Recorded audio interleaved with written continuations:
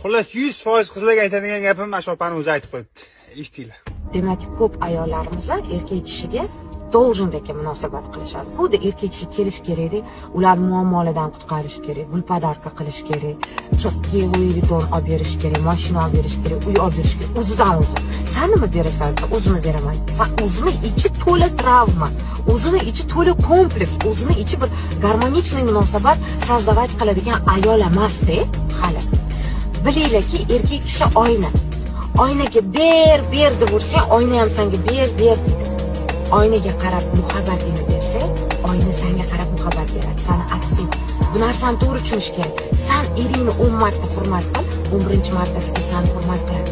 Siz adekvatniy, samorazvitay lичность bo'lishingiz kerak. Ba'zilar aytadi, sizga gapirish oson, meni erim mana bunaqa deb, siz eringizni mana bunaqa deyishdan oldin siz kimligingizni analiz qilishingiz kerak. Конечно, siz